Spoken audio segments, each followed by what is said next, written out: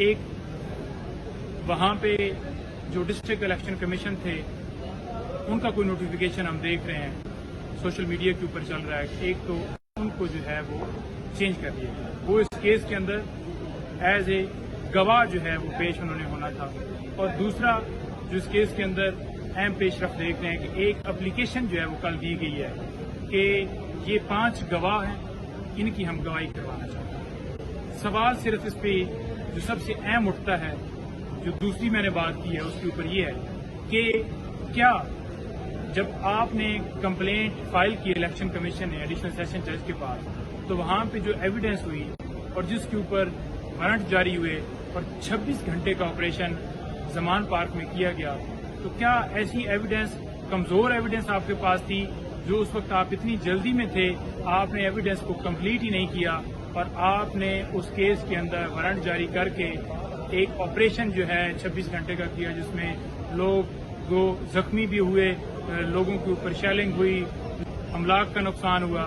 تو یہ سارا پروسیس جو کیا گیا یہ کیا اتنی جلدی میں تھے کہ وہاں پہ اس وقت ایویڈنس مکمل ہی نہیں ہوئی اور آج پھر ایک اپلیکیشن کے ذریعے 5 گواہوں کو جو ہے اس کے اندر ایڈ کرنے کے لیے ایک استدعا کی گئی ہے.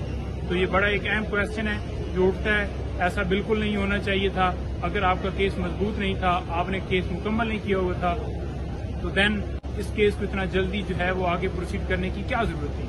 دوسرے نمبر پر 7 مہینے کے حوالے سے بڑی ایک میڈیا کے اوپر چل رہی ہے کہ 7 مہینے ہو گئے اور اس کیس کو عمران خان صاحب چلانے کی طرف لے جا رہے ہیں. اس کے اندر پہلی آپ کو بتاؤں کہ یہ نومبر کے اندر یہ کمپلینٹ جو ہے یہ فائل کی گئی. دسمبر میں نوٹس ہوا کہ آپ نے جنوری میں آنا ہے. خان صاحب کے اوپر اس وقت حملہ ہوا تھا اور وہ میڈیکلی جو ہے وہ ریسٹ پہ تھے. تو اس کے بعد یہ ہوا کہ ایک آدھ ڈیٹ ہوئی اور فوراً ہی اس کے بعد جو ہے وارنٹ جاری کر دیے گئے. آگے یہ ہوا کہ اس کیس کے اندر جج صاحب چھٹی پہ گئے. ایک ڈیٹ کے اوپر انہوں نے 1 مہینے کی ڈیٹ دی, تو اس جج جو اس سے پہلے تھے ہمایوں دلاور صاحب سے پہلے, ان کو فوراً جو ہے وہ چینج کر دیا. اب آج اس کیس کے اندر سماعت کی سوال آج ایک بہت اہم اٹھتا ہے یہاں پہ کہ یہاں پہ صرف یہ ایک سماعت نہیں ہے, اس کے ساتھ ساتھ ایک اور سماعت بھی ڈسٹرکٹ کورٹ کے اندر آج لگی ہوئی ہے.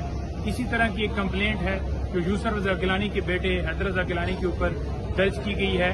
وہ اسی طرح سے الیکشن کمیشن نے فائل کی اور 1 سال سے زیادہ جو ہے وہ عرصہ ہو گیا ہے. اس کیس کے اندر کوئی کارروائی نہیں ہے, اس کیس کے اندر کوئی جلدی نہیں ہے, اس کیس کے اندر کوئی میڈیا کو اٹھایا نہیں جا رہا, اس کیس کے اندر کوئی وکیلوں کے حوالے سے جو ہے وہ اس طرح سے ٹیمیں نہیں تشکیل دی جا رہی, اس کیس کے اندر کوئی ہر روز جو ہے وہ ٹرائل جو ہے وہ نہیں ہو رہا.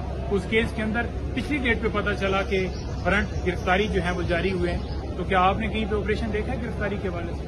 کیا کوئی پولیس وہاں پہ گئی ہے ان کو گرفتار کرنے کے حوالے سے؟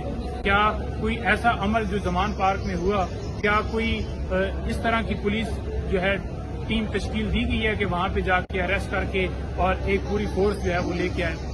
ایسا کوئی دیکھنے کو نہیں ملا, بلکہ وہ سمپلی ایک کیس سمپل کیس کی طرح ڈیل کیا جا رہا ہے. آج میں کاز لسٹ منگوا کے چیک کر رہا تھا کہ ہمایوں دلاور صاحب کے پاس بے شمار جو کیسز ہیں وہ لگے ہوئے ہیں ان کے پاس, جو ان کے کو سونپے گئے ہیں, لیکن تمام کیسوں کو جو ہے وہ رد کیا جاتا ہے اور صرف ایک کیس کے اوپر ہی پورا دن جو ہے وہ ٹرائل جاری رہتا ہے. آج الیکشن کمیشن کے وکیل کی طرف سے استدعا کی گئی کہ امجد پرویز صاحب جو ہیں وہ چھٹی پہ. امجد پرویز صاحب کے حوالے سے تھوڑا سا میں بتا دوں کہ یہ PMLN کے لا ہے, یہ نون لیگ کے انہوں نے بے شمار کیسز ڈیل کیے ہیں, ڈیل کر رہے ہیں. ان کو اسپیشلی الیکشن کمیشن نے انگیج کیا ہے. شاید پھر یہ آپ کہہ لیں کہ یہ PMLN کی طرف سے یہ کمپلین فائل کی گئی ہے یا ایک الیکشن کمیشن ایک خود مختار ادارہ ہے, تو الیکشن کمیشن نے خود یہ کمپلین فائل کی ہے کہ اسے الیکشن کمیشن کو یہ ریفرنس آیا ہے اور اس کے اندر شواہد ملے ہیں. تو یہ سارے سوالات اٹھتے ہیں.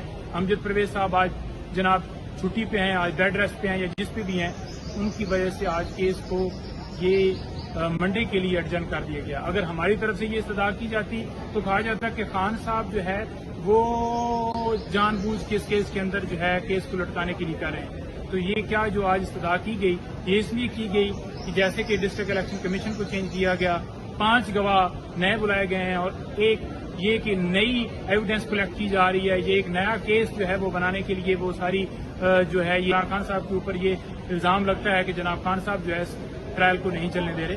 یہ ٹرائل چلنے کے قابل ہی نہیں ہے. اس کے حوالے سے ہم نے باقاعدہ طور پہ کمپلینٹ کے اوپر جو آبجیکشن دیے تھے وہ بڑے جو ریزنیبل تھے کہ یہ ٹائم بارڈ ہے اور انآتھرائز پرسن کے ذریعے یہ فائل کی گئی ہے. میاں والی سے ڈی شفٹ کیا گیا تو میاں والی یہ کمپلینٹ فائل ہونی چاہیے تھی. اس کے علاوہ بے شمار جو اس کے اندر کمپلینٹ کے اندر جو ساری چیزیں تھیں لیکن وہ اس کو بالکل نہیں دیکھا گیا بلکہ ہائی کورٹ کے فیصلے کو بھی مد نظر نہیں رکھا گیا. 7 دن کے اندر فیصلہ کرنا تھا اور 3 دن کے اندر اس فیصلے کو کر دیا گیا. عمران خان صاحب کے وکلاء کو دلائل بھی دینے کا موقع نہیں دیا گیا اور ڈیفینڈ کرنے کا موقع نہیں دیا گیا. 3 دن کے اندر فیصلہ کیا گیا. Hope for the best. ہم انصاف کی امید کرتے ہیں. ہم انصاف عدالتوں کا دروازہ اس لیے کھٹکھٹاتے ہیں کہ ہمیں وہاں سے انصاف ملے.